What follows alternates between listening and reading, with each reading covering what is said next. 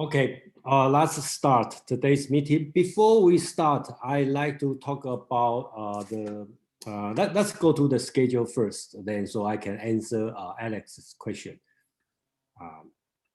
Yeah, sorry, probably a little bit confused. Let's go. That's how do we start? Okay, so let's start from this. I'd like to some volunteer. Anyone want to talk about the reading? How do you feel today's reading? If you read, and how do you feel about this? Mandarin. I enjoyed it, but I found it somewhat, I was more confused than by the previous readings. And I think really my brain was just scrambled from Plato and from trying to read the Bertrand Russell on Plato, and I got to this and it was sort of like, oh, I don't know what's going on. I don't think that's Bertrand Russell's fault, but that's nothing with Bertrand Russell. I think that's probably easy to think about Plato, I think. Oh yeah, I think it's Plato's fault. Yes, Plato's fault. Nothing with Bertrand.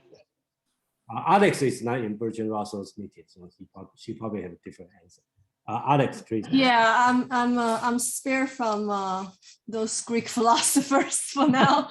I just want to focus on one thing, but the reading I find not easy. I think because my main language is, as you know, Mandarin, Chinese. So I think it would probably be easier for me to read in Chinese. Now, this reading really is not easy. I don't know if it's the problem with the translation, or it's just, it goes into very deep and detail, and there's a lot of logic, like when they're defending the all embracing love, or the criticism, especially the criticism of other schools, so I actually I have to read like steps, pace myself to read really slowly and dissect. So it was not easy reading, but in the end I enjoyed it. Yeah. Thank you very much. Anybody want to share? That's the reason I decided to continue on next week. Actually, I should not say continue. Basics, I dissect. Okay, the Mozi in a different way. Okay. I also find out it's difficult. Okay, because the first time I read it, I didn't pay much attention. So I think I should be able to cover. I think a few months ago I read this part, and I think that should not be so difficult. But when I start to prepare this week's material, I find out it probably very difficult. And it also reminds me, in my early time, I try to read this part, and I'm not talking about Feng Youlan, I'm talking about Mohists' canon, okay, the logic. I find out it's difficult. I'm talking about a long time ago before I immigrated to America. So, and this time I can understand. The reason is I know Western philosophy much better. Okay. So then I look back, probably I should not say that, but a little bit arrogant, but I start to feel a lot of Chinese interpretation may not be correct. Okay, because if you don't have a Western philosophy training, you probably have a hard time to understand this philosophy. That's why the best interpreter or translator is Feng Youlan and Hu Shi. Okay, because these two scholars was trained in their youth in Columbia with Zhang Dui, and then they have a very good Chinese literature, Chinese writing, Chinese cultural training, so they can understand this one well. But so the reading is still difficult. And then the way I decided to separate is today we talk about pure logic, and the Feng Youlan's writing also make the most of the reader probably confuse most of the reader, because he mixed with the logic and the argument. So today, so that's why I decided to separate. Today we are only talking about the logic, dialectics, okay, and this part, philosophical part, okay. And then next week we are going to talk about how does Mohism use this logic to argue against, not necessarily argue, to compare with other philosophy, okay, in Chinese, and mostly with Western philosophy, because you will see the philosophy is very similar.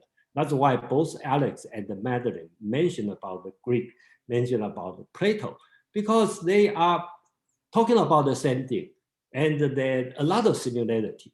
One important thing I'm not going to cover today is epistemology, and I'm going to do it in next week, because epistemology is important in the Greek, in Western philosophy, but not being focused in Chinese philosophy, except in Mohism, the so-called later Mohism. So I'm going to put this big part in the next week's subject. And then also we have something we haven't talked about in the first time we talk about Mohism, which is the natural state. That is very similar with Thomas Hobbes' argument. So I'm going to put these two subjects together for the next week, and then I will assume most of the people in America sort of know epistemology in Western world, sort of know natural state argument. If not, if you haven't read Thomas Hobbes, you probably read Rousseau or read John Locke. They all talk about natural state. And then we can have a good comparison and then discussion. And another thing we can talk about next week is utilitarian. And I think most of the people understand utilitarian. And then these three subjects I will put in the next week. So we can have kind of like, you know, use Mohism's logic and to see the two words, what kind of difference these two.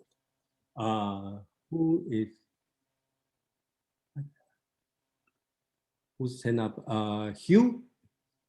Yeah, Hugh? sorry about that. I think you covered what I just had a question about, because I was going to ask you what's the main difference between you know, Chinese philosophy and say Greek philosophy or Western philosophy. Thank you for and you're saying, yeah, that's a huge... you're saying they're basically, they have a lot of similarities. Is that correct? Is what I'm saying? I'm sorry, I have said wrong. No, it's not correct. But only happened in this one. Only happened in. Okay, but I believe you are first time here. Welcome. Yeah, it's my first time. It's my first time. Thank you very much.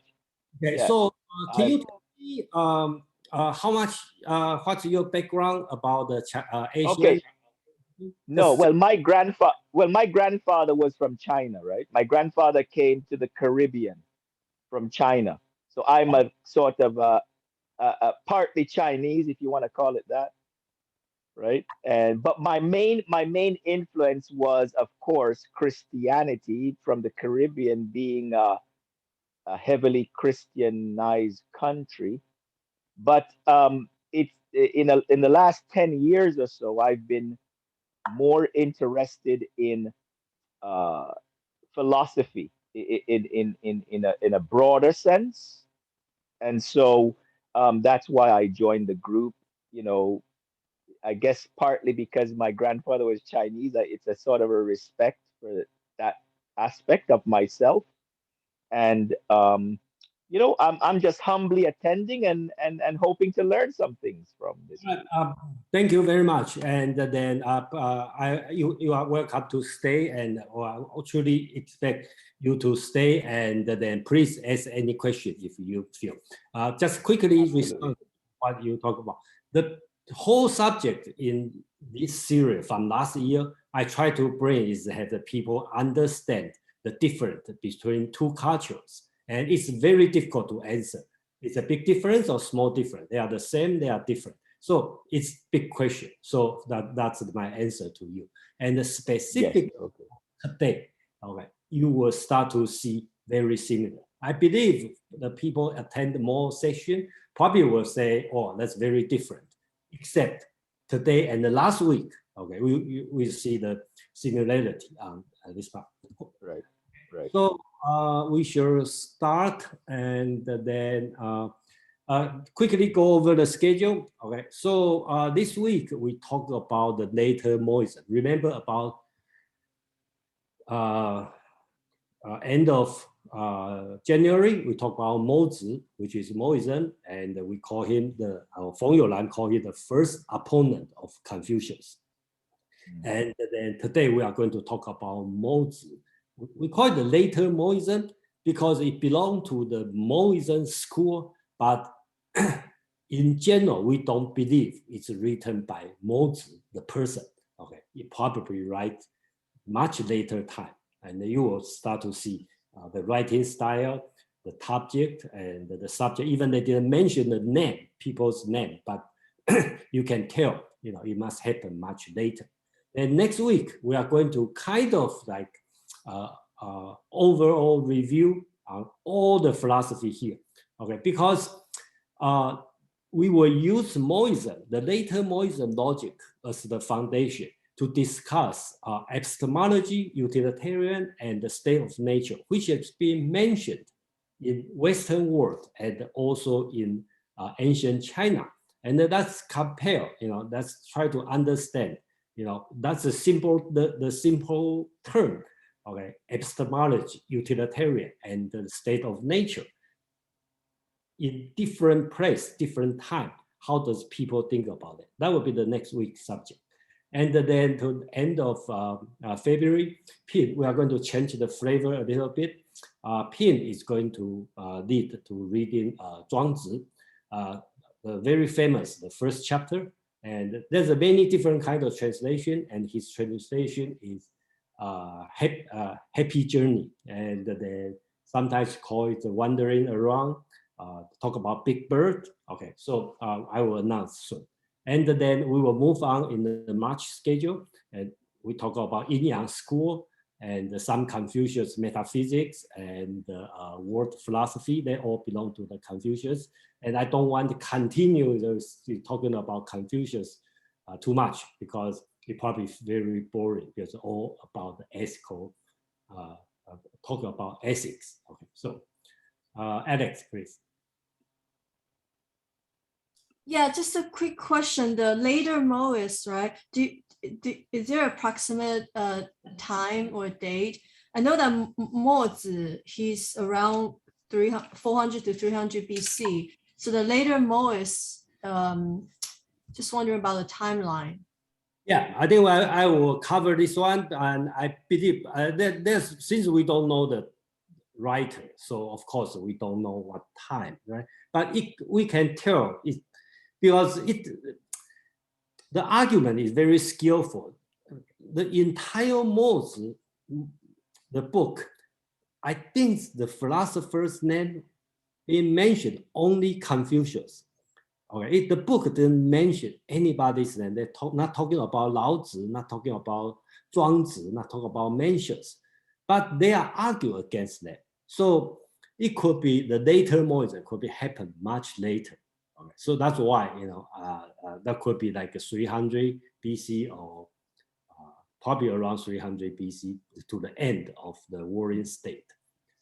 Okay, so let's take about 1 minute to go over the background and then just kind of review. So basics, we talk about this time. So to answer Alex's question, when is later Mohism probably happened between Confucius and the Mencius, right? So that's 500. Let's make you use rough number. So 400 something. But later Mohism probably happened during this time, before the Qin dynasty. All right. Then we all know the ancient China have a the warring state, so-called the 100 school, and we cover all the major schools. Okay, so to answer the question about timeline, okay, Mohism happened it's on the very early time, but the so-called the later Mohism, it should be around this time, Xunzi around this time. Okay, but we don't know, and we even don't know who is the writer. So, and the entire Mozi book is no way written by one person because it's huge and cover different subjects. So just show a few maps, and the people probably already see it. I just showed, no need to go to detail, basics we are talking about in the so-called spring and autumn time. There's so many states in China, in that land, there's so many states. But after 200-300 years, it consolidate to 7 major states. So that's the time. So later, Mozi probably happened during this time, spring and autumn, the later part. And then, or early this part, that's the Mozi start to talk about their Mozi's philosophy. And then later Mozi probably happened to the very end of this one so-called warring state. Right? And then after warring state, around 220 BC, that's the time the entire China got united to one state called Qin Dynasty, and later on become Han Dynasty.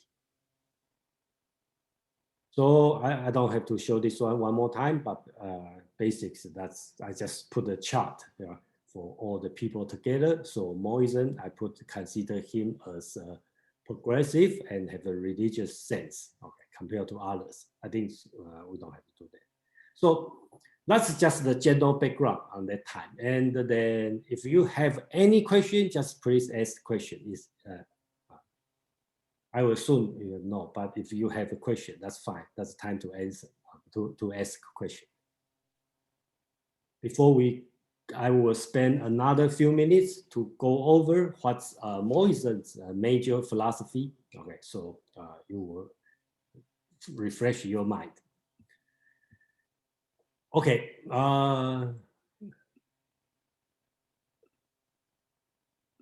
Okay, Mo Tzu, okay, this usually, okay, Eastern and West usually is this the 10 major theses he's teaching. Okay, so evaluating the worthy, okay, that's related to the natural state. We will talk about next week. Agreement with the superior, and then impartial love. That's the most important part, which is impartial love. Which is different than Confucius' teaching, okay? And against the military aggression, frugality in expenditure, and frugality in funeral, the will of heaven, elucidation, the ghost, because they believe ghosts, just different than Confucius, against the entertainment, against the music, against the fatalism, okay? They believe God, but they against the fatalism. So their teaching is very this worldliness, okay? Even they believe ghost. That's the major idea about the Mozi. Any question? Okay, let's talk about first. Let's talk about the difference. I think we showed this one last time, but I would like to do one more time in a little bit different angle. So we all know the major school, Taoism and the Confucianism. Okay. Mozi is arguing against the Confucius, and the Confucius name has been mentioned in the writing. So I summarize, basically Feng Youlan summarized 4-point Mozi's criticism on Confucianism. So first, the Confucianists do not believe in the existence of heaven and the ghost. So the reason, Mozi's argument is this one will make the ghost and heaven unhappy. Okay, that's the first thing he argued against. Second, Mohists argue Confucius insists on elaborate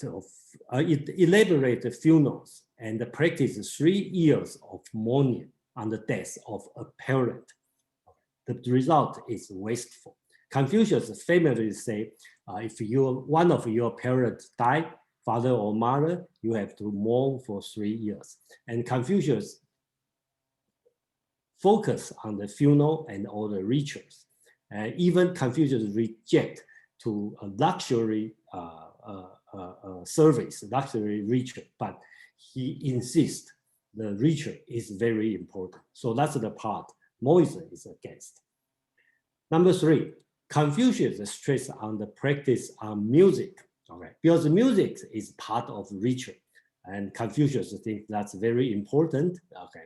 So again, Mozi is against it because the reason is simple: it's totally useless and wasteful.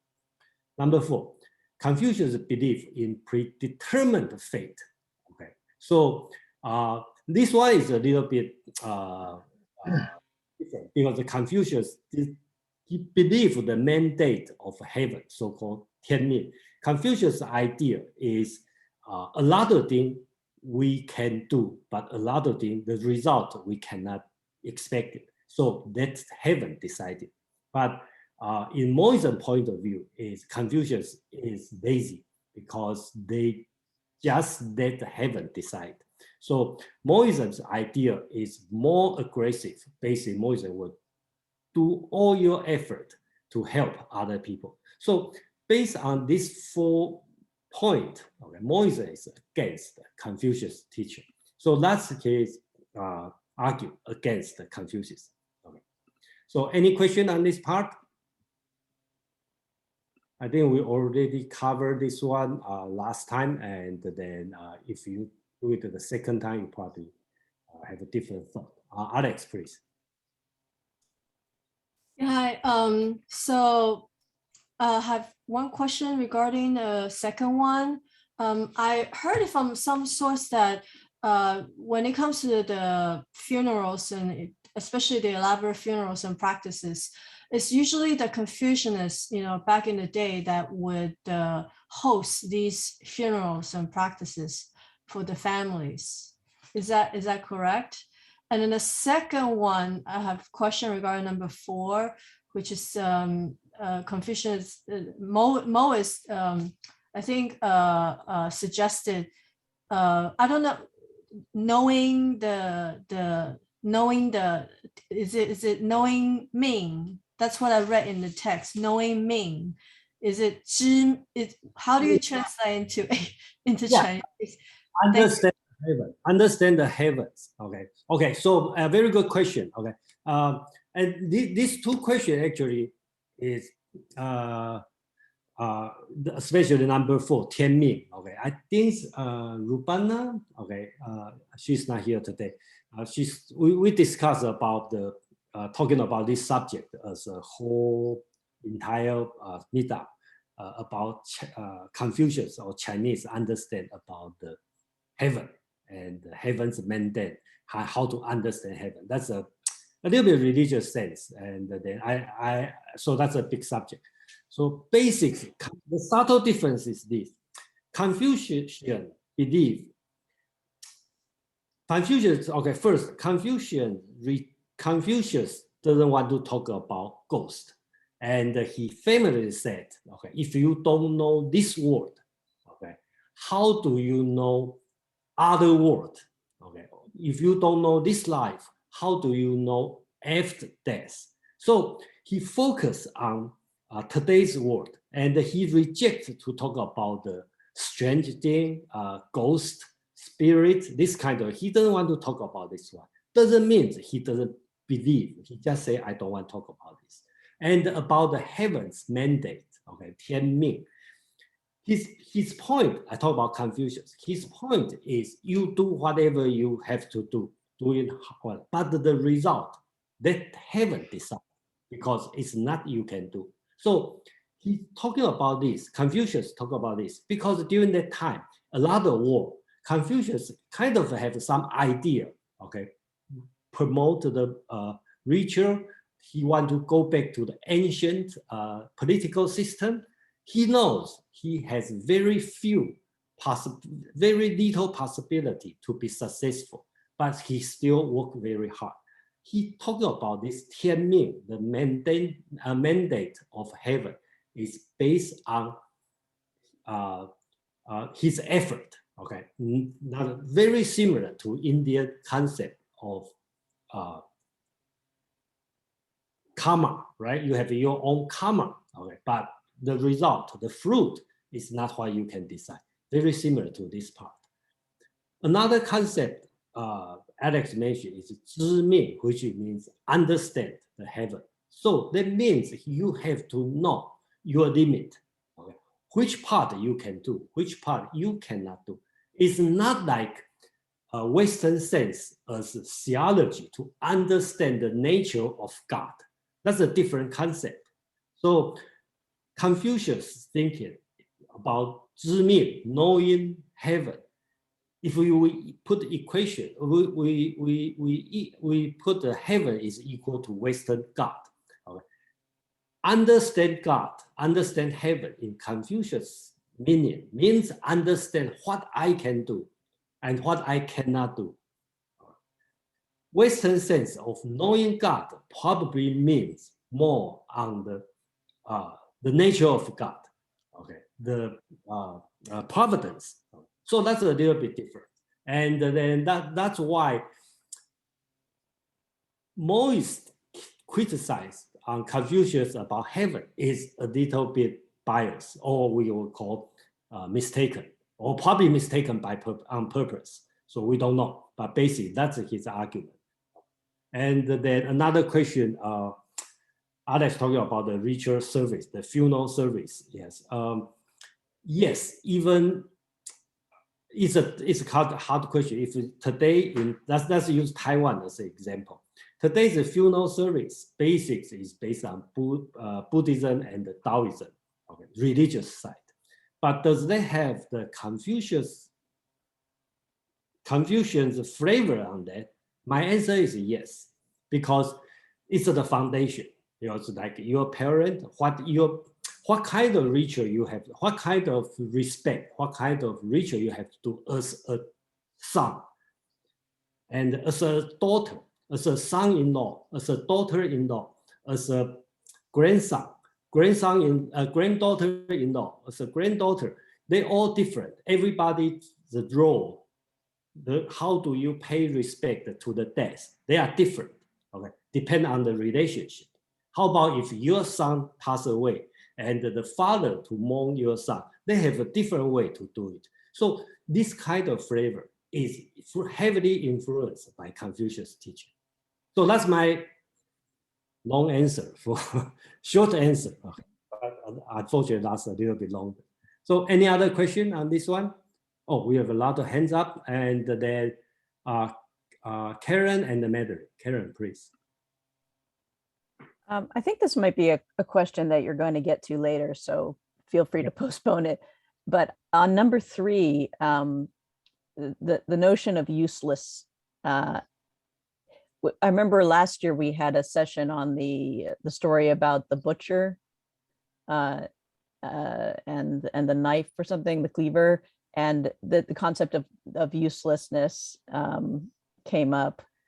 And I think we've heard in other sessions even this year about this debate about whether or not uselessness is to be desired or whether or not you have to find a balance between the useful and the useless.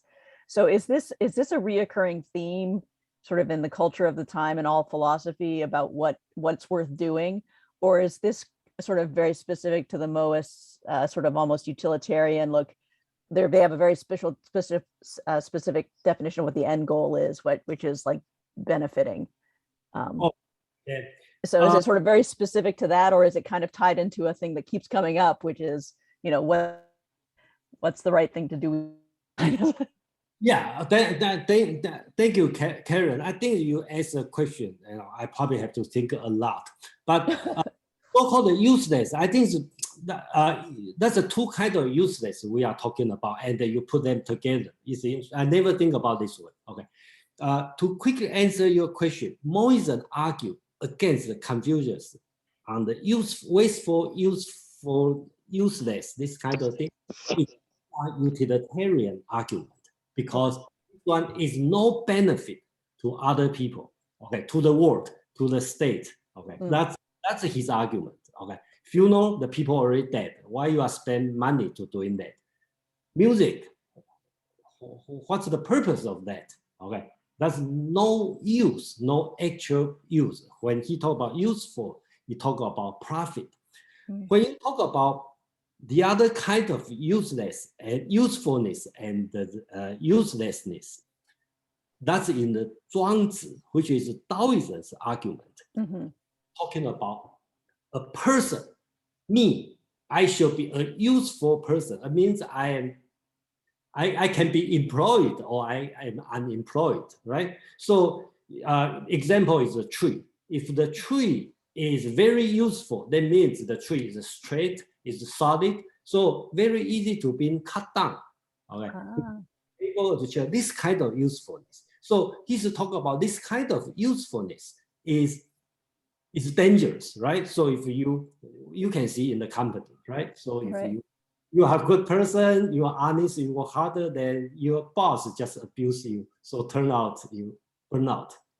But some people are totally useless, but between the some way, so the too difficult job, and traveling, and your boss will say, oh, okay, don't ask another guy to do it. So he kind of get an easy life. So that's a two sense of useful. Okay. So thank you to mention this. Yeah. I don't think about this way, in general, but that's a great way to talk about. Madeline, please.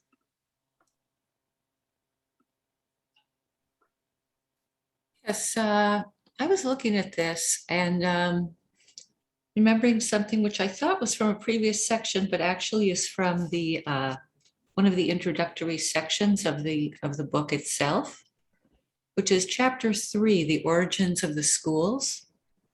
So basically what happened was that the Zhou dynasty fell apart, and all the people who had worked in the court went out and had to get work.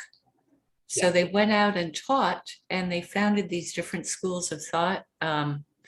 I hope you will correct me if I'm wrong. So I'm just going to read what these things are very briefly. Those of the Tao.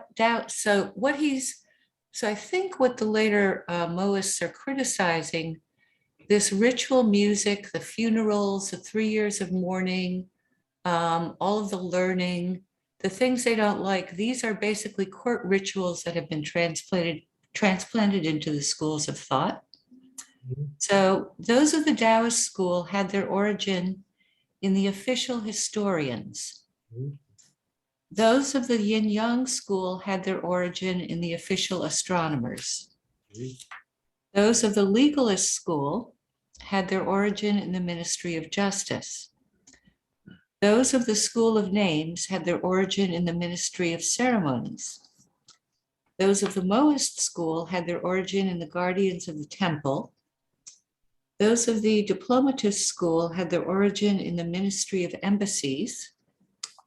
The Eclectic school had their origin in the Counselors, drawing from both the Confucianists and the Mohists. The Agricultural school of thought had their origin in the Ministry of Soil and Grain. And then there's one they seem to regard as a bit shaky. It's called the School of Storytellers, which had their origin in the petty offices and basically picked up street gossip and brought it back to the court. Yeah, thank you very much. Yeah, that's in Feng Youlan's writing, yes. And that's not the only way to explain it. I think they have many scholars talking about. In general, they all the same. But Feng Youlan's writing is much more specific. In general, people agree Taoism is start from the historian. Okay, because Taoism, because and the Confucius doing the ritual, and then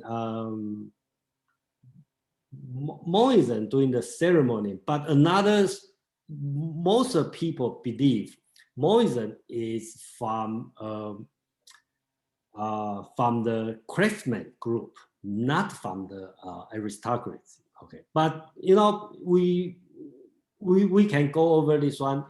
when we proper time, we can this one and have a different discussion. But thank you, Madeline, to share this part. Yeah, that's the origin of how does the school origin. But actually, I think the situation is not like that easy, right?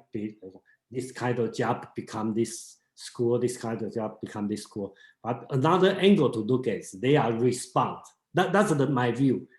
It's more on they respond to what happened during that time. That's why I like to show the map. Like they have over many hundred states reduced to during the war, become the 7th state. So you can imagine the environmental change. It probably will cause a lot of people will start to respond during this situation. So that's another way to look at, instead of top down, to look at from the aristocrat and how to become of philosophy. Another way to look at it is there's a lot of people, they are educated and they have idea how to resolve today's problem, probably ambition to achieve something during that time. So they come with, the different thought, school of thought. Okay, so let's move on. Alex, please. Yeah, just a quick question. Why did Mohism, out of all the artistic displays, such as, dancing or music or painting, why did he pick specifically on music? Is there a short answer to that? Okay, yeah, because the music, because the music is a part of ceremony. In Confucius teaching, music is a ceremony. But I don't think that I have a painting or other entertainment. So music is a big thing and expensive. I think that's why he picked up music. And he used the word, if you know Chinese word, de, right? Yue. It means music, but in general sense, it probably means all the art. Right? Yes, I see what you entertainment. Okay. Basically, it's all the entertainment. Some translation will call against the music, but I think that I will use it against the entertainment. So because music is the major part, I don't think they have of course they have painting and Right. But like for Confucianism, music is used mainly for rituals. that's right. So it's is it is it really spoil the people's mind? I mean, you understand my connection here? Yeah. Okay. Confucius talking about this, the music.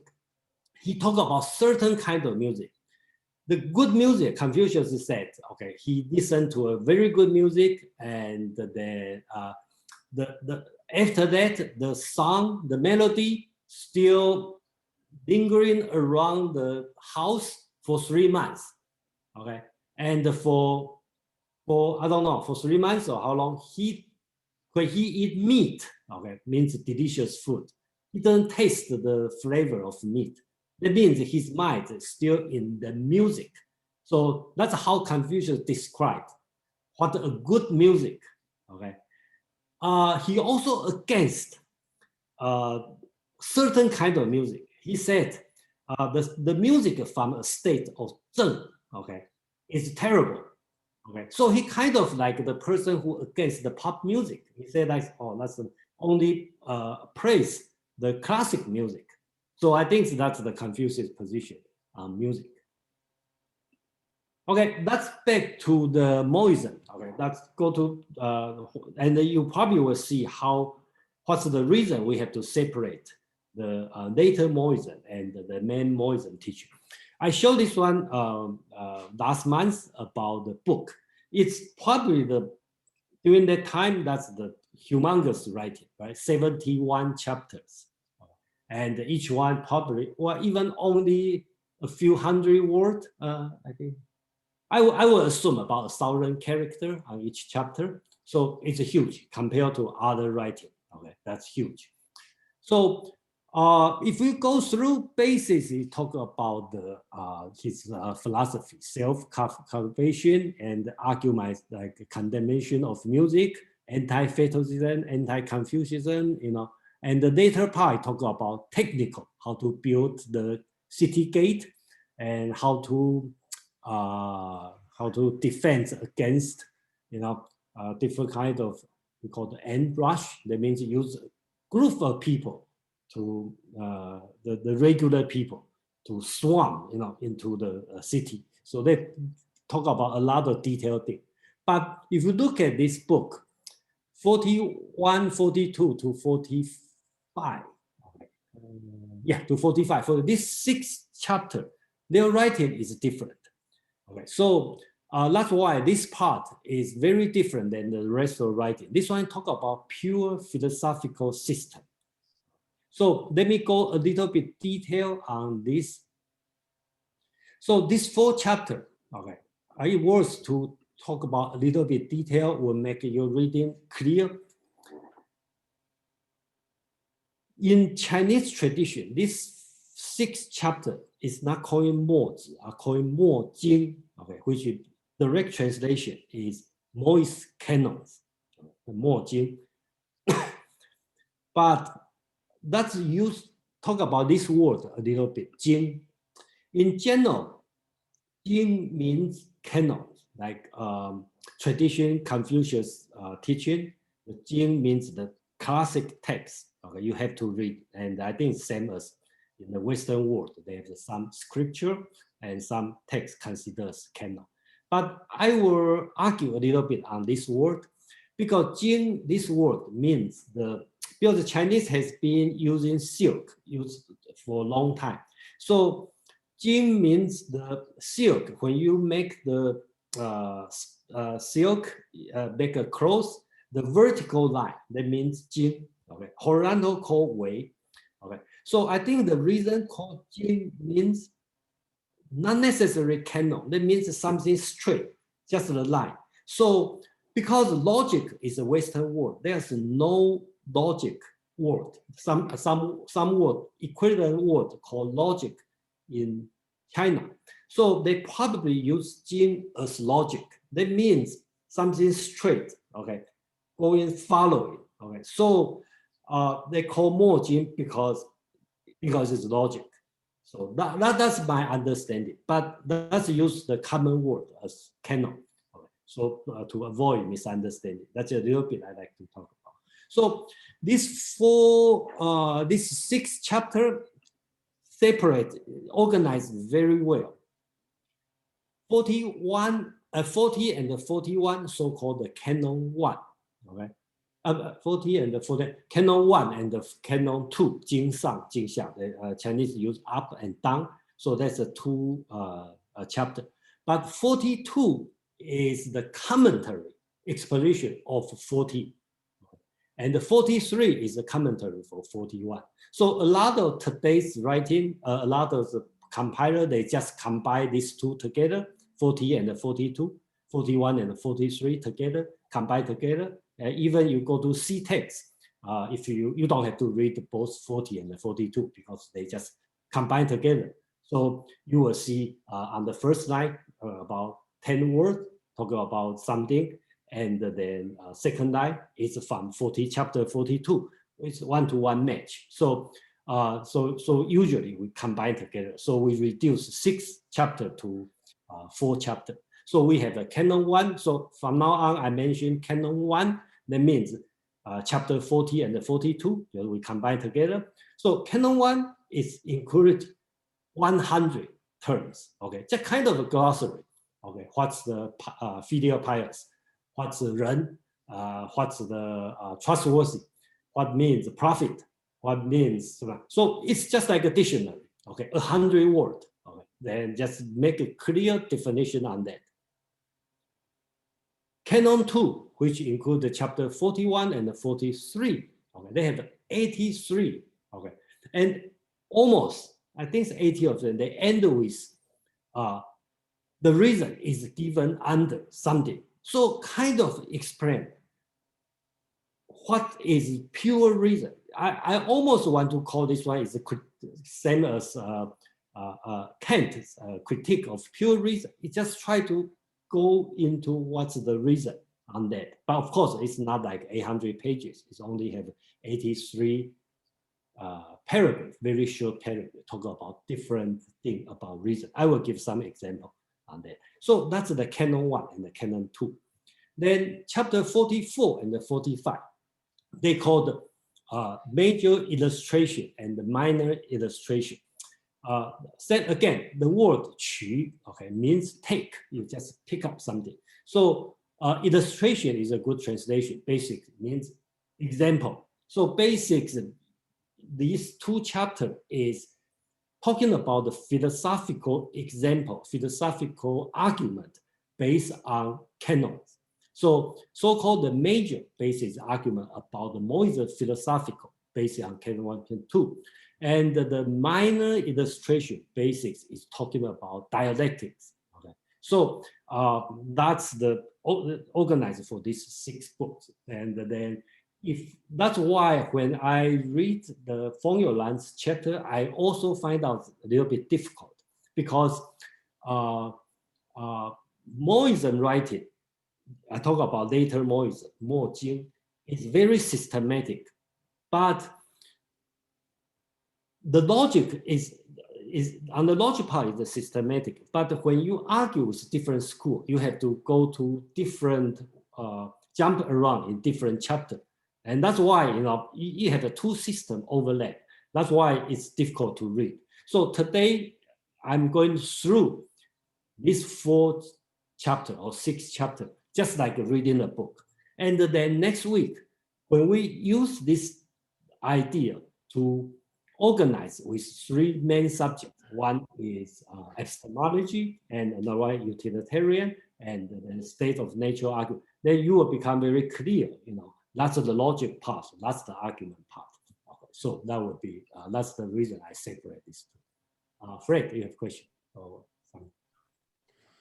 When we discuss the school of names, as I recall, I might have the pronunciation wrong, the term, there's an evocative term that was used, chi, for universals. And you had mentioned a term when you were just discussing this about examples or illustrations. Was that the same term? Yes, okay. Oh, you talk about illustration? No, that's a different term, okay. Okay. Okay, so when you talk about, I will mention what you talk about because probably a little bit confusing, but that's why it's reading become difficult on this chapter because it must written in the later time. So all the previous philosopher has been talked about, but they didn't mention the name. They didn't mention, the writing only mentioned Confucius, not other person, but they talk about their philosophy. So that's become very difficult to read this this text. So I think it's the difficult part for the people in Western because you have to know other schools, the philosophy, but also difficult for Chinese reader because you have to know the Western philosophy, Western logic, because they kind of mix. So this part has been known for very difficult reading in Chinese history. And probably very few people spend time studying this part. If I have no question, I'm going on for, okay, since the conclusion from Feng-Youlan, I think is important. That's why I decided to put the conclusion first. I'm going to read this part. In criticizing the Taoist, the later Mohists point out the certain logical paradoxes that have also appeared in Western philosophy. So we are going to mention how Mohists argue against the Confucianism, but we will see how Mohism argue against the Taoism. It is only with the development of a new logic in recent time that this paradox has been solved. Thus, in contemporary logic, the criticism made by the later Mohists are no longer valid. Yet, it is interesting to note that the later Mohists were so logically minded more than any other school of ancient China. They attempted to create a pure system of epistemology and logic. So I think the important is talk about the pure system. To my understanding, that's probably the only one, totally separate. They start, when you argue something, there's some advantage to just separate from the real world. They just talk about logic by itself.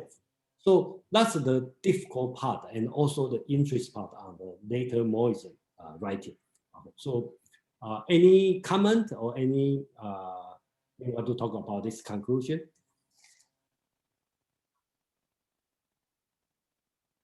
So let's move on.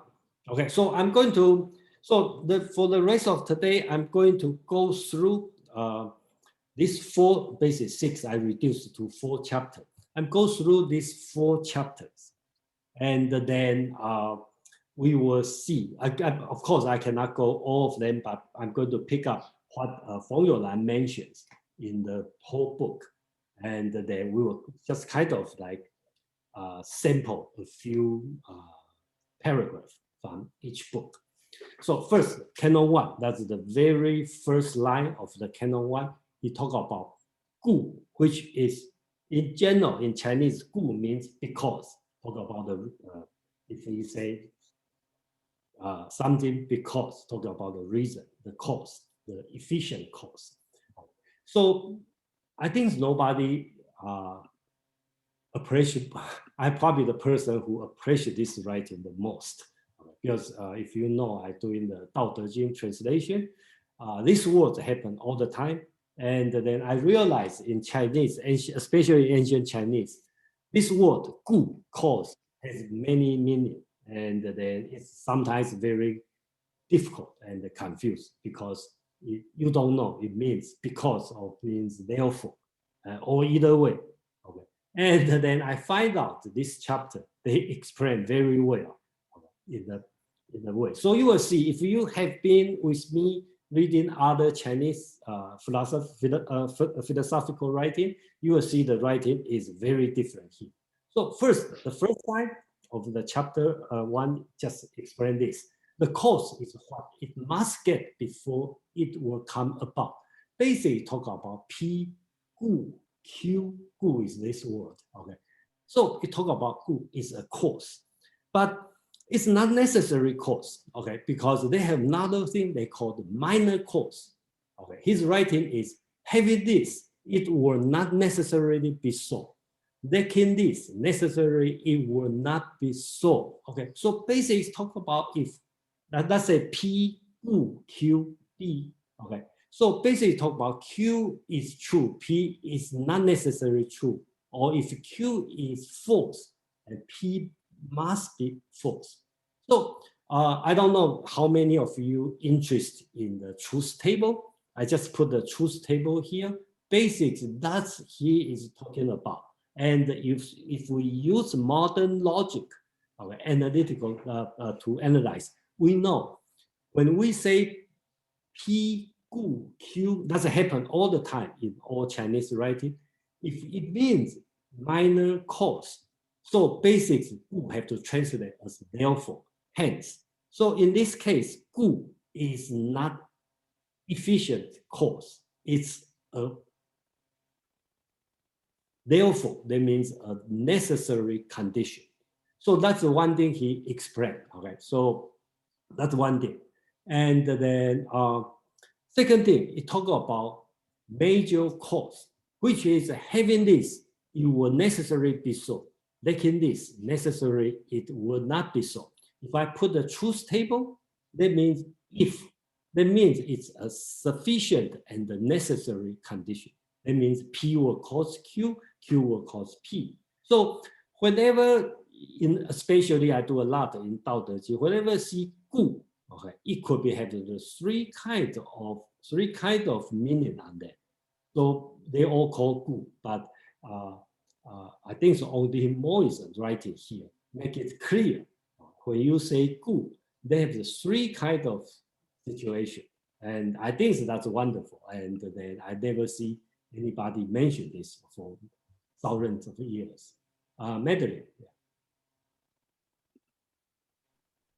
Yes, well, I got a bit muddled in this part of the reading. I was the example of a major cause that came to mind was mitochondria. If you have mitochondria, you are an animal. If you do not have mitochondria, you are not an animal. But I couldn't think of an example for a minor cause. And I'm wondering if you, Jason, or someone else could just give a simple example of what a minor cause would be. Okay, minor cause actually is not a cause. Okay, it's therefore. That means, you know, if you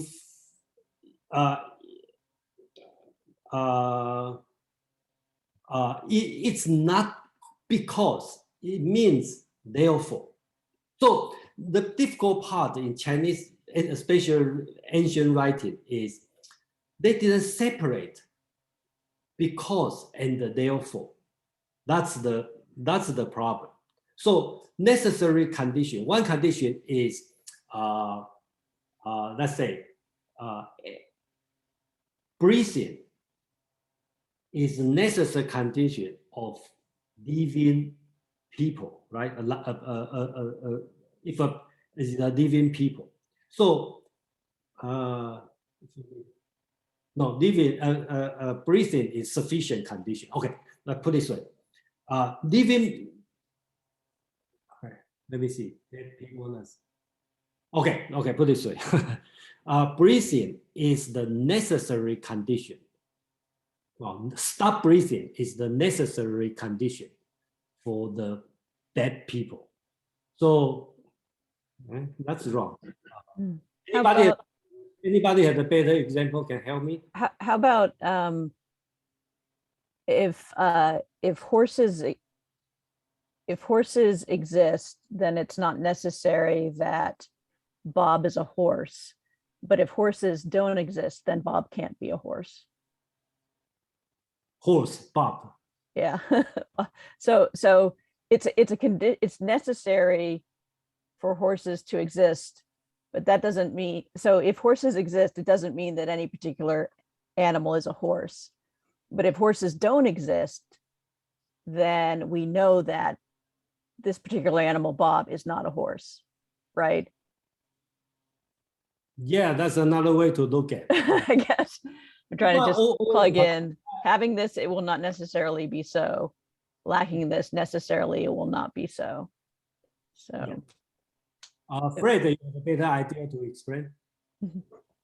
Yeah, here's another example to follow up on Madeline's, because in fact, mitochondria are in plants as well. Animals and plants have mitochondria. However, only plants have chloroplasts. So, so you say that chloroplasts are a sufficient determinant of plants. Plants have lots of things, necessarily have lots of things besides chloroplasts that make them a plant, but they have to have chloroplasts. And so it's sufficient. And so it would seem to be like that's a minor clause. Which is a necessary condition. Necessary, yes, it's necessary, but not sufficient. Yes. Okay, so Fred, you're saying that if plants have both chloroplasts and mitochondria, the chloroplasts would be the major cause and the mitochondria would be the minor cause? No, I would take the chloroplasts as the minor cause, in the sense. Yeah, I think it's the opposite. Maybe I'm not getting this right, but it takes a lot of things to make a plant. It takes more than a chloroplast. It takes,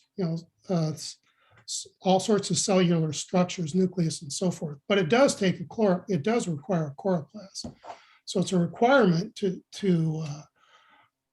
for a plant to have a chloroplast. And therefore, it seems like it's a minor cause. Okay, well, what about if we just came up with two simple examples, what the minor cause is and what the major cause is, like something that I think I chose something too complicated when I went off into mitochondria. Just something very simple about what the major and minor cause is, concrete examples we could all understand. Okay, so just 1 minute. Let me try one more time. Okay, sorry I failed. I thought about this question and then I thought I was clear, but probably my brain got some problem. So let me try one more time, give me one more chance. Okay. You need air, right? And then the people can live. Nobody can live without air. Okay, we know that. So air, and the fresh air, okay, the oxygen is the sufficient condition. It's the necessary condition for people to live. Okay, so that means, can I say necessary? It's a necessary condition for people to live, right? So that's the minor cause. In another way, we can say, when I see people living, that means they have air. So people living is the sufficient condition for air. But air, okay, fresh air, oxygen, is the necessary condition for the people live. In another way, you cannot live, okay, without air. But with air, you not necessarily live, right? Because it's too hot, too cold, you may die. So that's the minor cause, which means the necessary condition. So we will say air, cool, living, right? Because, but we will say living, okay? We see people living, therefore they have air.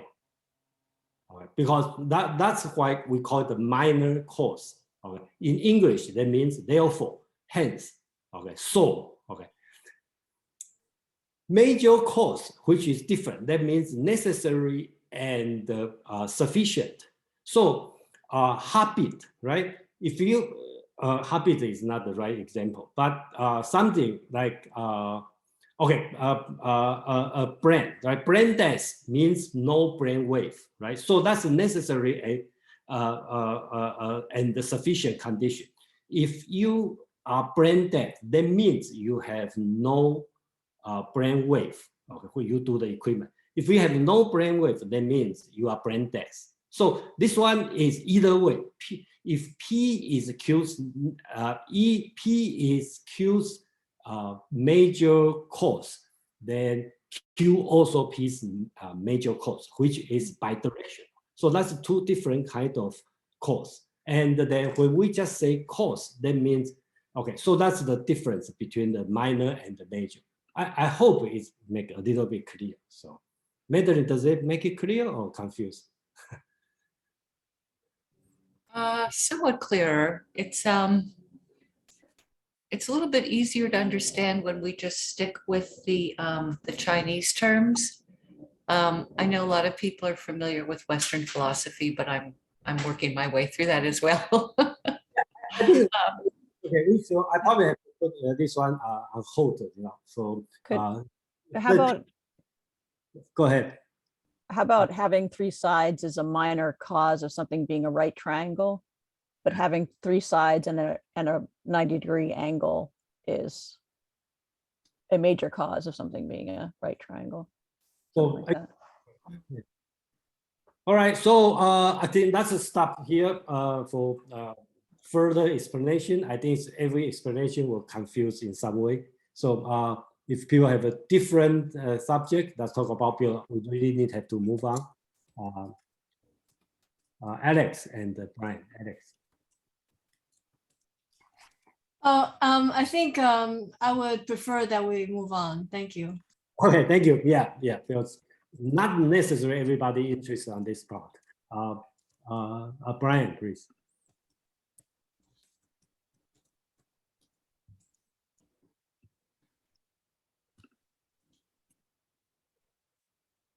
Brian? Yeah, I'm sorry, I was muted. Yeah, I'm happy to move on. I just point out one thing, the difference between set theory and causation. And I don't know, I'd have to think about the difference, but we're talking set theory here mostly. Yes, that's yeah. So okay, next week when we talk about epistemology, we probably will face the same thing again, and that's different. I don't expect everybody get clear understand on this part, but if you got the flavor of the ancient Chinese and the Western they overlap on this part, and they have a subtle difference. I think that's the purpose of today's meeting. So. Actually, I'm so sorry. I want to make a quick example, and I want to take Jason as example, right? So Jason, because of the vase, you hit the vase. You were, had a result in the hospital. If that's the cause, that's the major cause of you being in the hospital. Now, the minor cause is that even though the vase is there, but it doesn't mean that you have to be necessarily, injure yourself with it. But without the vase being there, it's impossible for you to result yourself in the hospital. Therefore, the vase is important as a cause of your injury, but even if it's there, it doesn't mean that you would resolve your injury. It has to be there. Okay. Yeah, thank you. Okay, let's do this. Let me assign this one as a homework. Let's do this one. Okay, so minor cause is the necessary condition. Okay, and then major cause is sufficient and the necessary condition. Keep this one in mind, and then let's go back and to think about a good example, and then we can talk about this. Okay, so minor cause means that you might need more than one minor cause for the thing to be so, and major cause means you just definitely need that.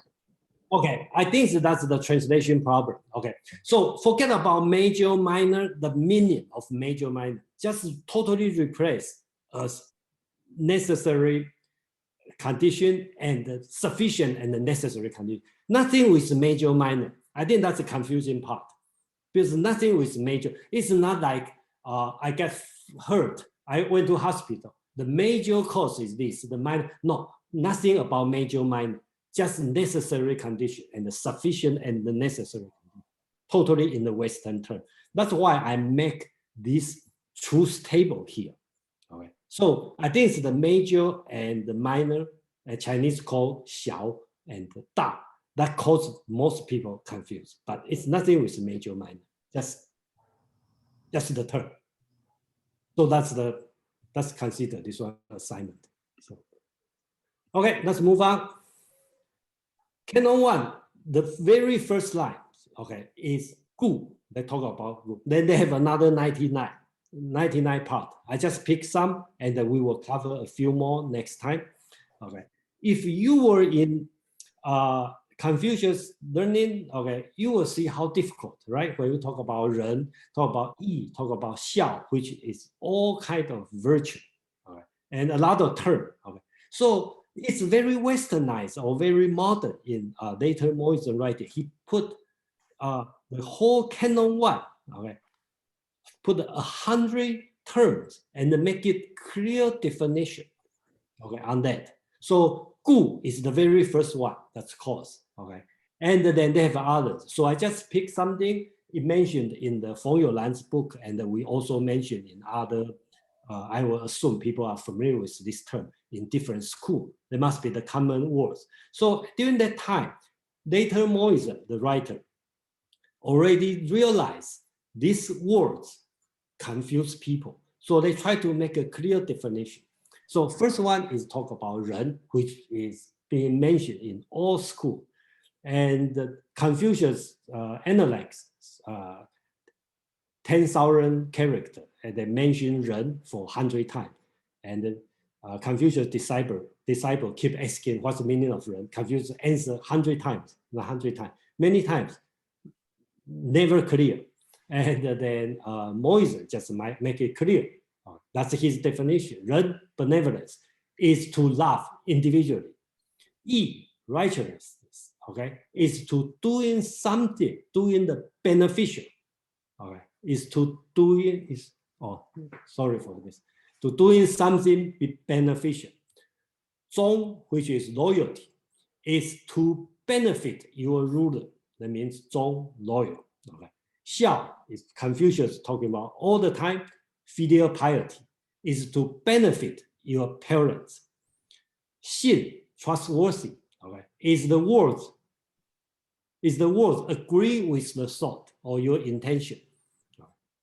Yong, courage or bravery, is that by which intent is daring. Li, which is benefit, he redefined Li, okay? Benefit is what one is pleased to get. Gong, which means achievement, okay? Means benefit the people. Okay? So that's the way he defined every virtual word in the canon 1. So it's that's the how clear it defined. Any thought on this part? So let's move on. So in the canon 1, they have another word he defined, same as good. Okay, I hope this one not cause confusion on this one. So he mentioned there's a sentence he called tong. This word has been used many times. Sameness. He said, tong, chong, ti, he, lei. That means tong has 4 meanings. Okay, the same words tong. Okay, so first meaning is identity. I use Feng Youlan's translation. Identity. That means there'll be 2 names, but one actuality in the sameness of identity. Okay. Remember last week? We talked about name and actuality, and that's Fred just mentioned about 实. That's a subject and a predicate. Okay. So that means a subject and a predicate. If the same subject with 2 predicates, okay, these 2 predicates they call identity. Okay. That's the first meaning. Second meaning means unity. That means part and the whole relationship.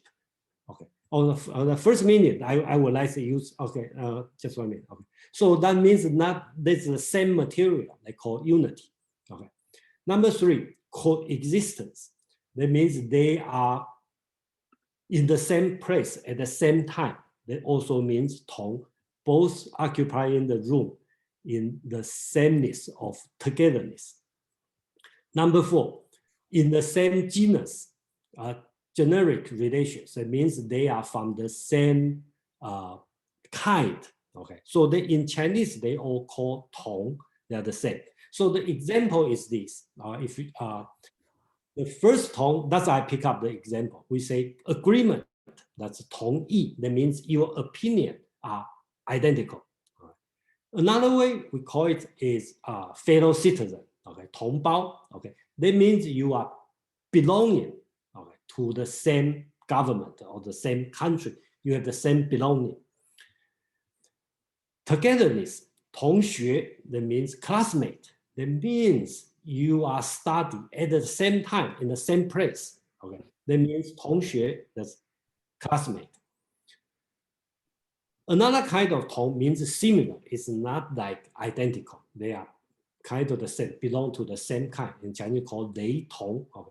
So that's why he make it clear tong, okay, is 4 meaning. And then the reason he do it, he want to argue with against other philosophers.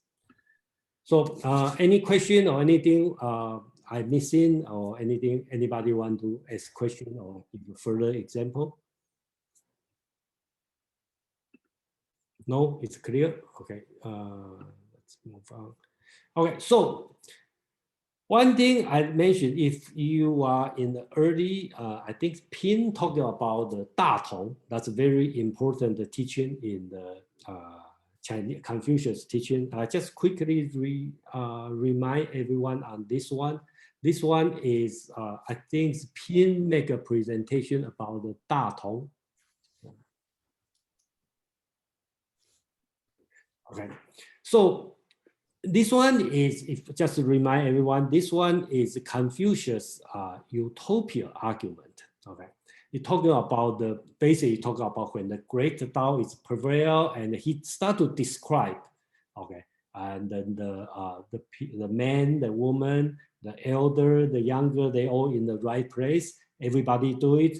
When the goods left on the front, there's no steal, no theft, no robbery, and everybody do it a peaceful, nice life. And the Pin's translation, if you pay attention, they call 大同. Okay, so I think during that time we have some discussion about the translation.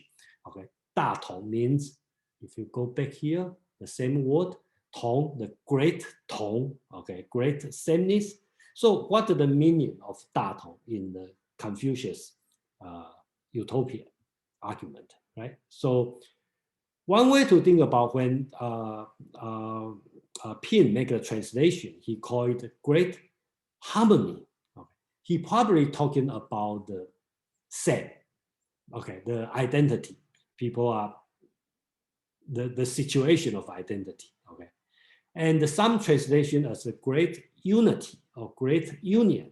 That means kind of imply we are in the same country. We are belong to the same government, belong to something. And another translation means great togetherness, which I prefer. That means more individualism. We are together. So the same word have different meaning, different implication. And then Mozi is talking about this to make it clear. They have two different meanings. And the reason he talking about this, he would like to argue against the school of name and then the Taoism teaching and also Confucius teaching. So he's not just use the reason to argue. He also make the linguistic, make it clear, and then use the linguistic way to argue against other schools. Any question or anything you want to add on or any comment?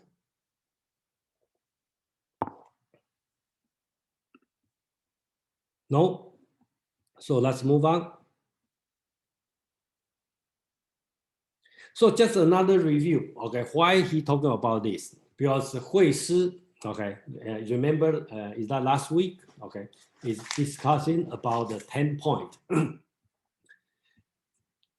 One of major things they are Hui Si is talking about is so-called loving all things equally. Heaven and earth are one. Okay, and he talk about Hui Si is talking about many things like heaven is not high, and the heaven and the mountain are the same level. Okay, so the life and the death are the same. So this one all involves the concept of tong. Okay, and then Mozi is arguing, okay, when you say tong or sameness, they have the different meaning, and your argument sounds right because you confuse about the different meaning, different implication of the same word, and that's why he is arguing around this. So basics that I want to cover on the Canon 1. Okay, before we go to Canon 2, okay, which is another different subject. Okay, we are going to, if you have a question, comment, please. Kevin, please. Yeah, that's very interesting about the last the 大同, right? It's, yeah, 世界之大同. I'm not sure is this connected. I know we other ideology. You think like that's in the Chinese government tried share community with a shared future. That's a pretty similar concept. They from there they try pro. Do you see any connection between these utopian? You talk about 世界大同. Yeah, and with that is like the code 人类命运共同体. Yeah, it's you think that connection? I would say, yeah. Okay. I would get other or yourself comment. Yeah, actually that's a very okay. So you can see this one, right? This tong, this word has been a nice word in Chinese culture, and then Mozi make it clear they have a different meaning. And see,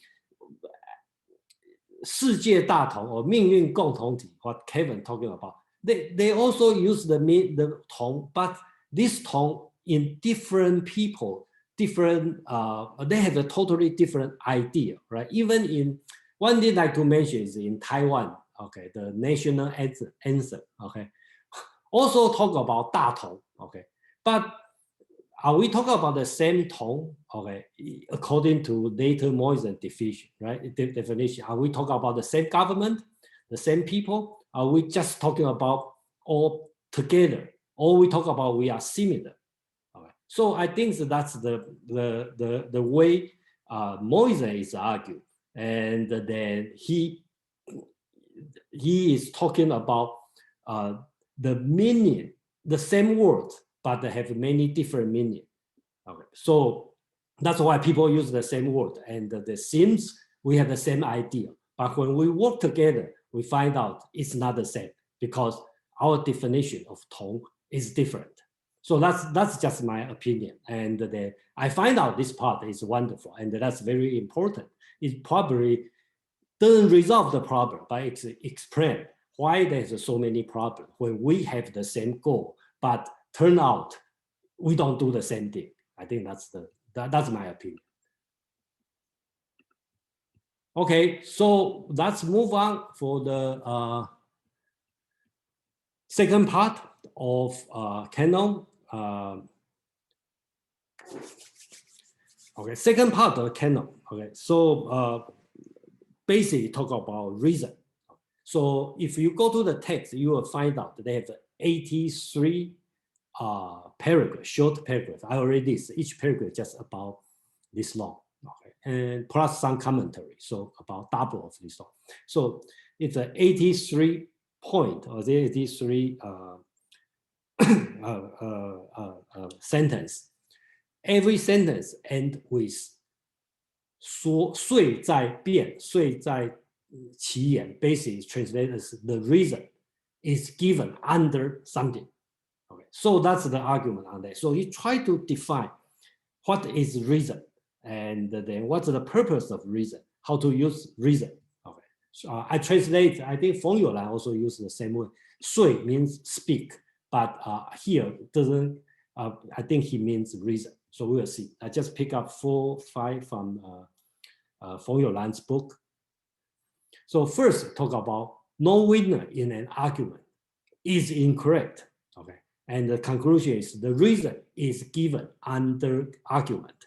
So this one, he is talking about Zhuangzi, the Taoism, right? Taoism is talking about Zhuangzi kind of like debate, but turn out that he want to do is it's the same. Okay, it's no winning.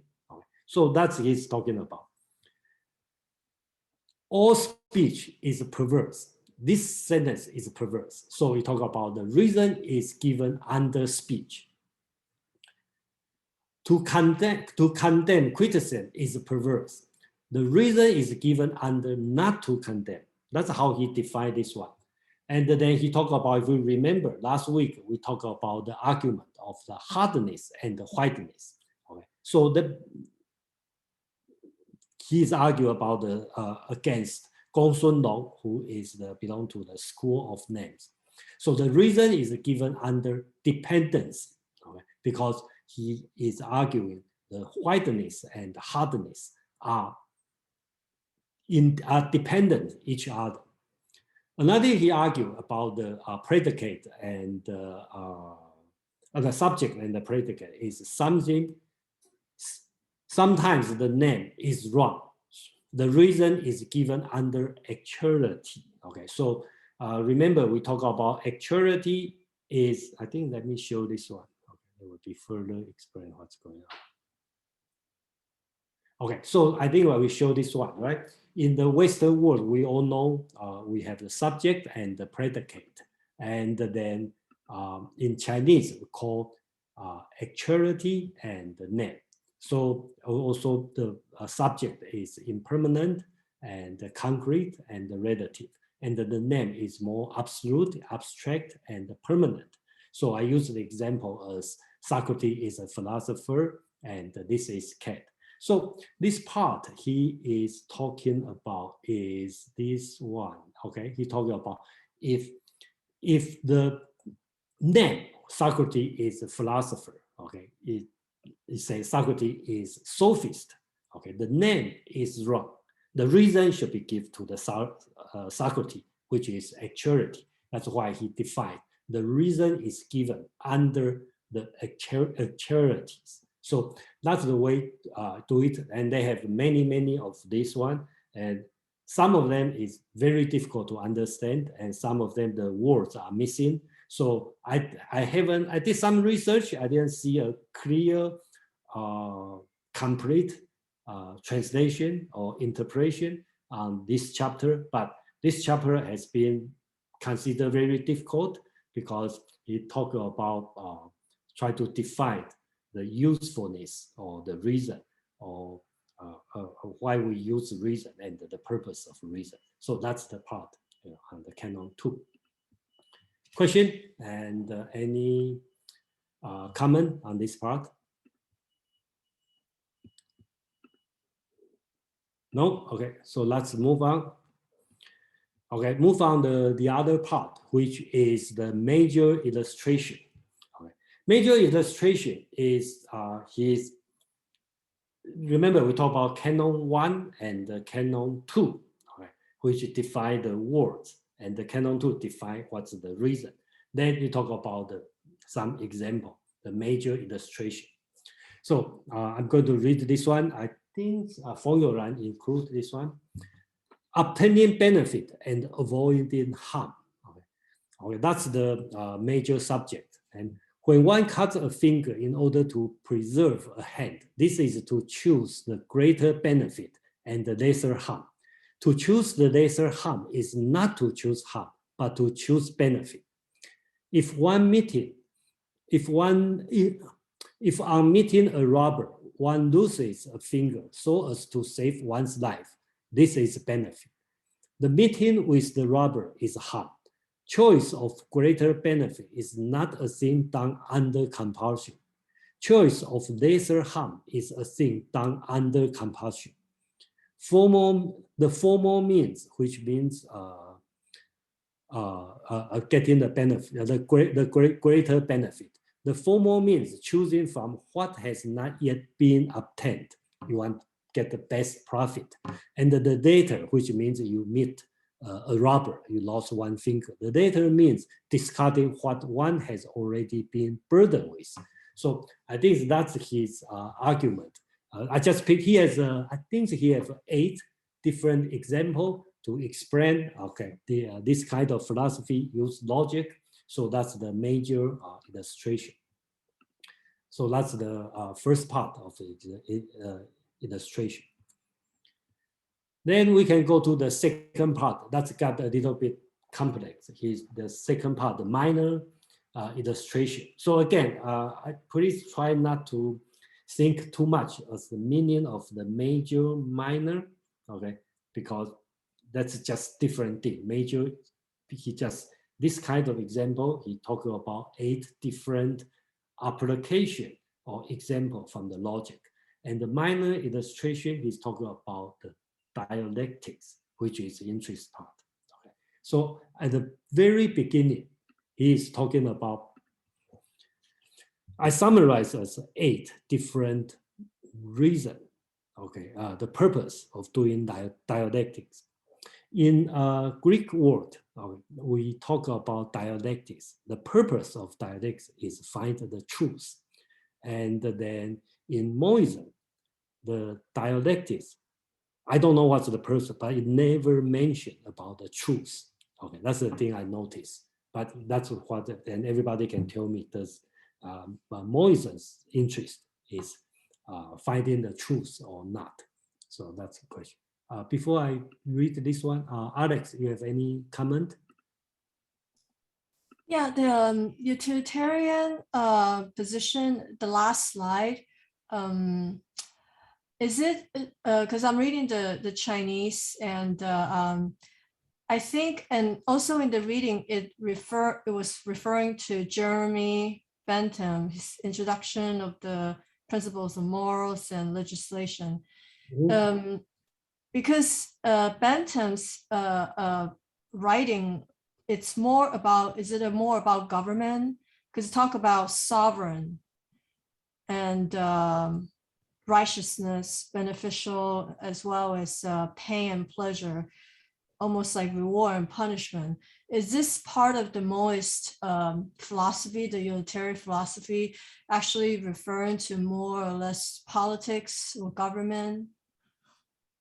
Okay, thank you for mentioning this. I plan to put this part because I know this one would be the big subject, so I put it one in the next week. And this week we just go to the difficult part, which is logic.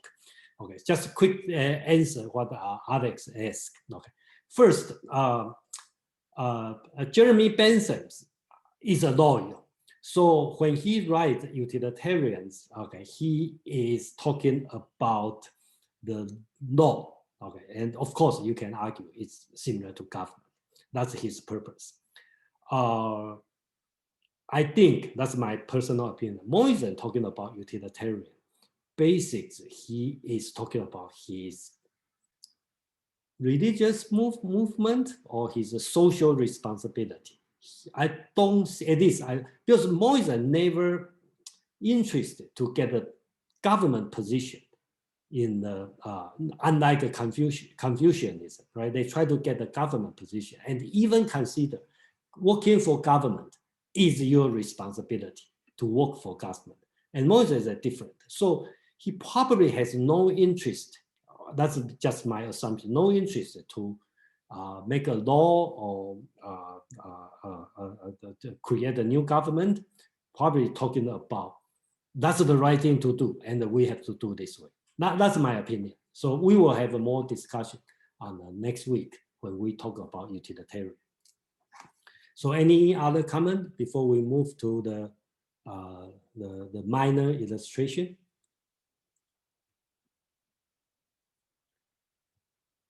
So here, this one also happened on the very beginning of the minor illustration. Okay, so basics, that's the very first slide, talk about the dialectics. So dialectics serve to the following 8 things. Make clear the distinction between right and wrong. Discriminate between order and disorder. Make evident point of similarity and difference. Examine the principles of name and actuality. Differentiate what is beneficial and what is harmful. Remove the doubt and uncertainties. Observe the happening of all things. I think here he's talking about empiricism.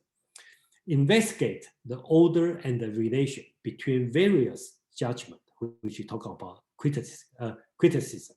Okay. So that's the 8 point he put in this very concise. I basically translate the word. Okay, not the red one. I'm going to do it later.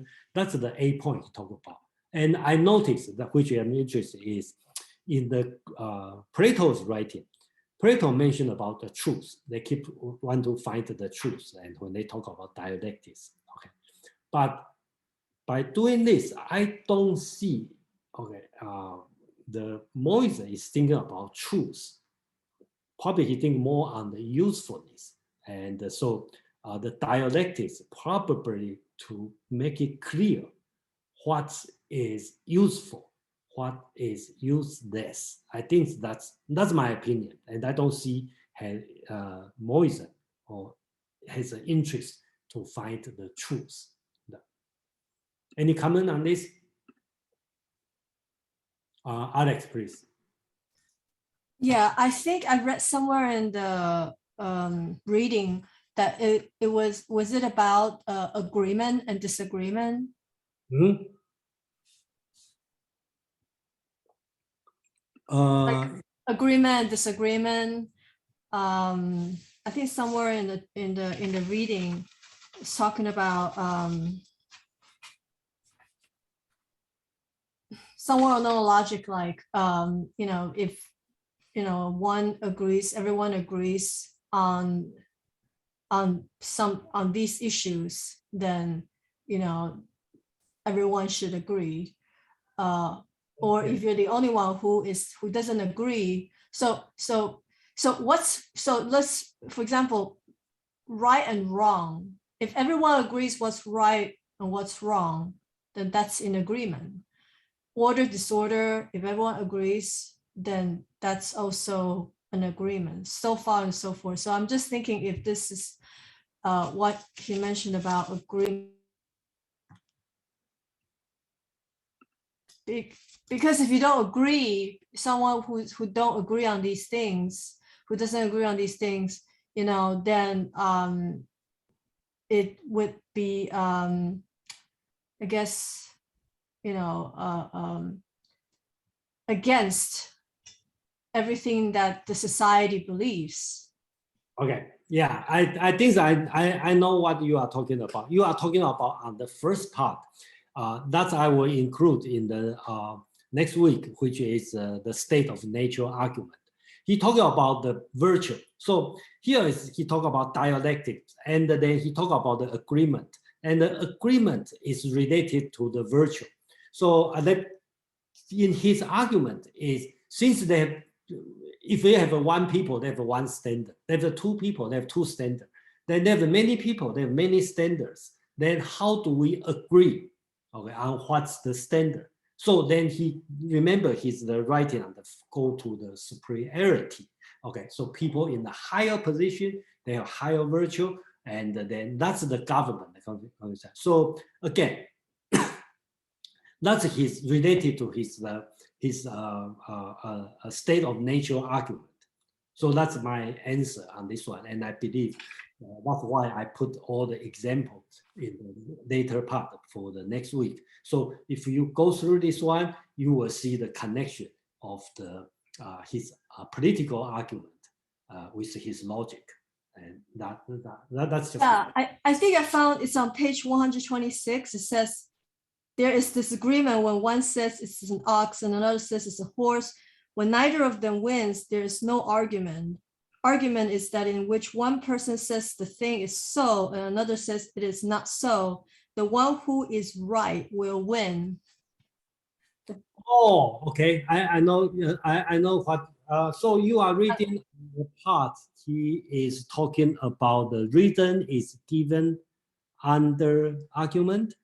Yes, it's a second canon. It says to say that in argument there's no winner is necessarily incorrect.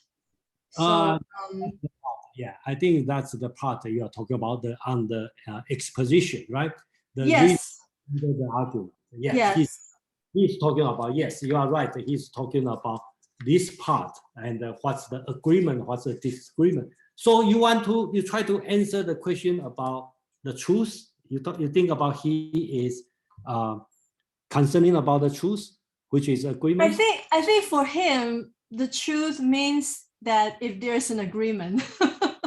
Okay, I take it. Yeah, I take it. It's the meaning of truth, but the truth that right, right, word in his writing. So what in anybody's writing, I think. right. So, like the truth of the truth of the truth. For him, if there's an agreement, that's enough for Mohists. But from the Western philosophy point of view, like you mentioned, Plato, you know, what is the truth? Just because everyone agrees doesn't mean that it's the truth. But in Mohist view, that's how they achieve, I guess, the truth. thank you very much. I think that's a very, well, I would say good point, because I agree. So yeah, in Plato, we're not happy on the 99% agree. He's looking for the real, the truth. And then in Mohism, probably agreement is good enough to call truth. And then how to reach the agreement, and that we'll talk about next part, is not go to the majority, it go to the superior, I think, you know, the people in the higher position. So, okay, good comment, thank you. We have a... So if truth is not determined by the majority, it's determined by the superior? Yes. Not the truth, the virtue. Okay. The virtue, yeah, we will talk about next week. Yeah. Okay. Let's have, let's see, I lost the order. Brian, Kevin, and Karen. Okay, Brian, please. So I think this is a great slide, and I like the word dialectics. I have looked at dialectics in the Greek context, and I think whoever did this translation, I think did a great job picking that word. It's important to understand that dialectics is used in the context of discussion or argument, persuasion. And that is distinguished from rhetoric. Most people clearly in the West, or who've heard about this, think, yeah, rhetoric is the way to convince or persuade someone else. That is true, but rhetoric involves emotion, convincing, persuading someone, including emotion. Dialectics is convincing, persuading someone without emotion. And these are great categories here to discuss a topic. And as Alex said, to discuss a topic and reach agreement without emotion. So these are great categories or classifications, ways to think about an issue or a matter and to arrive at an outcome that's not just agreeable to them, but is also, if you will, correct or reasonable. So let's say that two people are discussing and they might reach an agreement, but all they've thought about is order and disorder or similarity and difference. They've reached an agreement, but that agreement might not be, quote, correct from the perspective of this list from these dialectics. So if you want to have if you want an understanding that's not only agreed but correct, I think what this list suggests to me is that the people should consider all of these 8 categories before they feel like they have a reasonable agreement.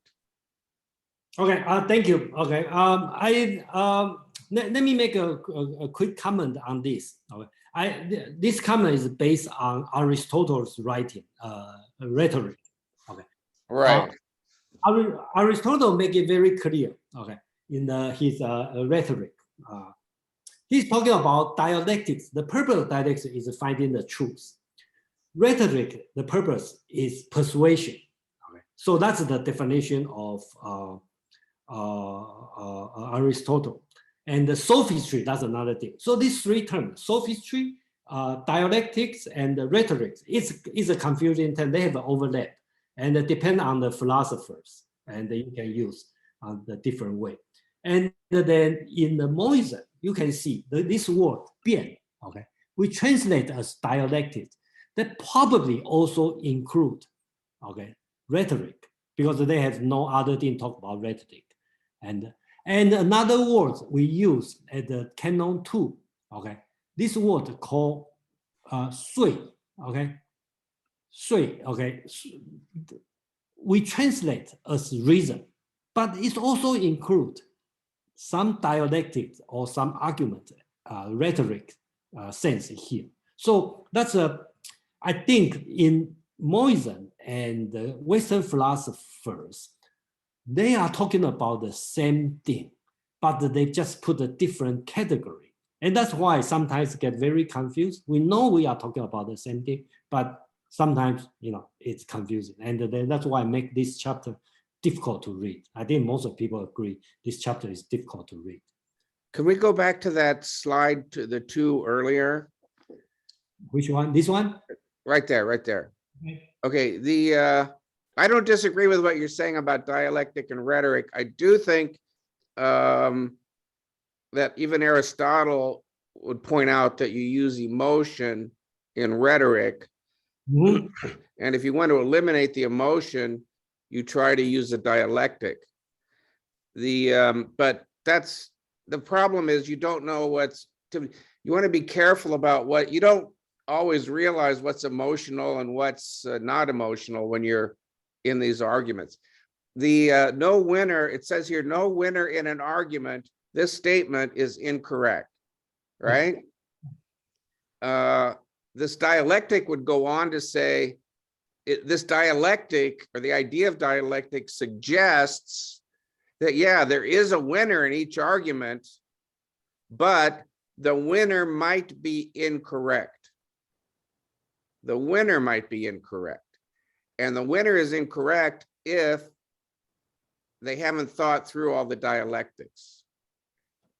Okay, thank you. I got your point. I think that Mozi has no further writing on this, so I will take your explanation. Yeah. One thing, the quick mention about Aristotle's Rhetoric. I read this one a few months ago, and I was shocked by the writing. They have big portion is talk about human psychology. Okay, so a lot of part talk about emotion, the feeling, the speaker, the tone, all this kind of thing. So you are right. The emotion is in the rhetoric part, on the at least on the Aristotle's definition. Next one is Kevin, please. Yeah, first, I will answer your question. It's what's the truth about that? It's I would say why you see the first they would be that's make clear distinction. Last slide, and between the right and wrong. Yeah, I would say right. It's if you both party or multiple party agree, agree this is right, or we agreed. More important, what's the truth? Because your truth maybe or not another truth. How about the fake truth? You see that's ox or horse. Can I fake the ox? Actually it's a horse, or another way wrong. I kind of fake the horse with ox, make it same or different. So I would say, especially dialectics, the agreement, that's true. Can you find something in common, agreeable? Yeah, I think. Yeah, thank you. Yeah, great. Yeah, and then one thing I'd like to mention is Kevin probably read the original text, because ox and the horse and the dog. Okay, that's the example Mohists like to use. So it's very unusual in the ancient Chinese writing, because they pick up some common animal instead of to pick up the person, okay, the real case to use it. So whenever you see the horse, ox, something, you can consider as like in the Western world, you can say X, Y, and Z. That means like something, this. So you can see how their mind is different than other Chinese philosophers. They try to separate from the real world and talk about the pure logic on this part. Yeah. Karen, please. Yeah, I think I'm just going to echo things that Alex and Kevin said, but when I read this, I was very struck by how there seemed to be a focus on the truth. So I'm surprised that you're suggesting that there isn't, and it's just because of the ways that they're arguing against the alternative views by pointing out contradictions. And because if I read the previous chapter to this, and it suggested that there was a view that, look, let's imagine that you and I disagree and I convince you, but we're still then just in the realm of people having opinions. And there's no reason to think that we've somehow, because I've convinced you, gotten to the truth beyond person's opinions. It's just now we have the same personal limited opinion. So there's no winners, because nothing's really changed in response to our relationship to things as they are, independent of our individual personal opinions. We're just changing them. And so there's no winner, because even if we all agree at the end of the day, how's that a different situation, right? It just means we all have the same minimal independent, opinion, limited perspective. So if this is a response to that view, the winner being everyone agreeing isn't a response, because that's something that the previous view allowed for and said complete agreement isn't winning, right? I don't see in this any response to the challenge that agreement doesn't mean winning. What I see is this focus on a different kind of agreement, which is an agreement between actuality and the name. So there's the agreement between you and me as people in the dialectic. And then there's an agreement between the language we're using and the things we're applying the language to. And it's that kind of agreement that I think is focusing on, which seems more close to a sort of Western notion of a correspondence with truth. Okay, so that, okay, got your Yeah. point. Thank you. Yeah, I probably been so-called misled or being influenced or focus a lot on this number 5. Right. Because like talk about the beneficial and harmful. Okay, I think this word keeps showing up in the Mohists writing. That's why I would like to have a further discussion next week about his experience thinking. The similar part about him and Jeremy Bentham is they are so radical. Okay, Benjamin Saunders, to me, Bentham is not only utilitarian, he is radical. Okay, his radicality is important. It's one principle for everything. To me, that's a personal feeling. Mohists have the same flavor. The utilitarian, the radical utilitarian, he used utilitarian to explain all the virtue, okay, all the government, and even for the religion. Okay, the purpose of he believe God, ghost, heaven is the ghost will punish the bad people and reward the good people, which benefit to the world, okay, to the majority of the people. So I think that's the part I'm seeing is so interesting between him and Jeremy Bentham, because the radicality, not only the truth. So thank you for mentioning on the truth part. That's worth a lot to think about. And we have running out of time. So I have one more slide to cover. So I will end with Hume and Kevin. I'm doing well on the time. So just remind everyone, I have one more slide to show. So Hume, please. Yeah. So basically, I'm trying to figure out, how do we come to the truth? Is truth an empirical thing, or is truth an emotional feeling? Because I mean, you can have a emotional feeling about something, but it does, you know, it may not make sense. And how do you make sense of the situation? It depends on whether you are emotional about it or whether you're willing to look at some facts. Like if we're trying to determine the reason or why a person is guilty, right? We may go by our sentiments, right, about the person, but then because we may have known the person impressed us with their rhetoric and everything else, but then we don't know the truth about the person. The person could have a side to them and they did something, but because we thought of them in such a high regard, we couldn't believe that they did this thing, which is this is the truth, right? So how do we I think we have to try to, in my opinion, to try to stay with the dialectic as opposed to the rhetoric, you know. Thank you, Hume. Yeah, yeah, that about truth, that's a big issue. But yeah, thank you for sharing. It's a big issue. It's definitely a big issue. It's the only issue we talk about philosophy. Yeah. Yeah. Okay, Kevin, please.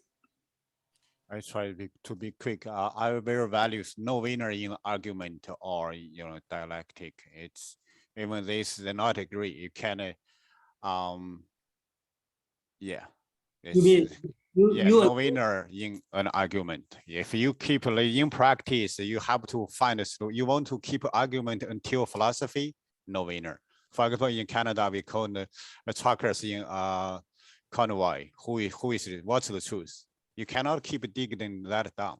You have to agree with something. Then, yeah, if you keep doing argument, it's keep it going on and on forever. Okay, so yeah, so you disagree on Mozi. So it's yeah, no. If you I would say you think those words, think though can be named, not the eternal though. This name thing like here, same thing happened here. That's exactly what the Mohists argue against the Taoism and the Confucius, right? Because both Taoism and the Confucius doesn't like to argue, but Mozi is talking about the reason is given under argument. That means during this dialectic process, you find the reason, and then that's his point. I'm not argue against you. I just express what Moisen's position and why he writes this one exactly for the reason for Confucianism and Taoism, and also the School of Lent. Madeline, I put you on hold for 1 minute, then let me finish the last slide.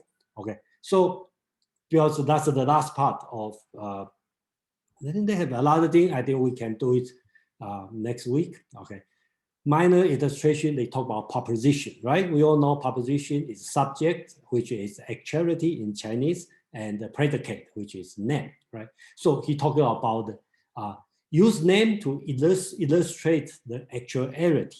Use proposition to express your ideas. Okay, just reminder, what is a proposition? Proposition means some statement have the truth or false, right? You can say this is a cup, it can be true or false, but open the door is not proposition. It's no truth or false.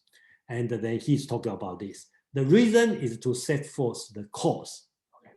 And then he talked about 以类取, 以类语. He already talking about the deduction and induction, right? His word is, if you already have the category, okay, that's the set and the subset concept, right? You have a set, if from the set you take something, okay? That's the deduction. And he also talk about the reason is the dialectic is using the induction. That means you scan, you experience everything, you sample it, and you group them together, which is induction method. So basically, it of course is not as sophisticated, as complete as today's logic, but basically he already in 2,500 years ago, he already had this kind of concept and try to build a system to organize all this kind of logic in the modern analytical philosophy. Okay, that's the very unusual, very special. I think it's not only unusual in Chinese philosophy, also very unusual in around the world.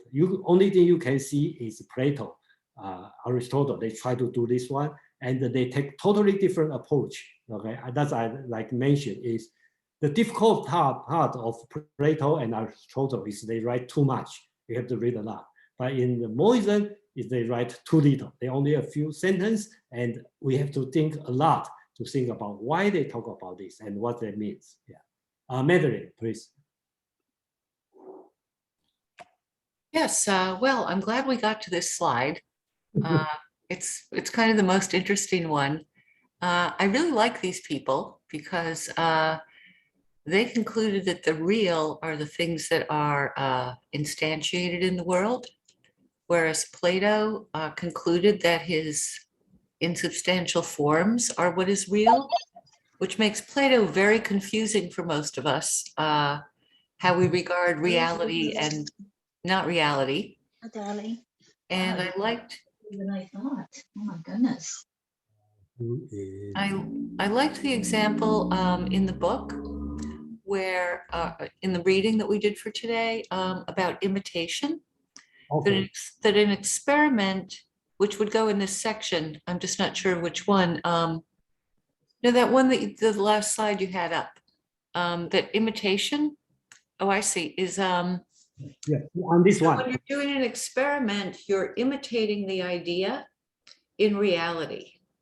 And I thought that was a very interesting way to put the relationship between, I mean, you could call the idea you could almost call the idea the name, and the experiment, the actuality. And so you're trying out different actualities to fit the name that you have in your mind. Yeah, thank you. Okay, so we kind of finish today's session. Okay, it's a 2 hour, 4 minutes overtime. Okay, so this part I didn't show. Okay, but I think it's proper to do it the next week because there's another 7 methods of dialectics. You can see it.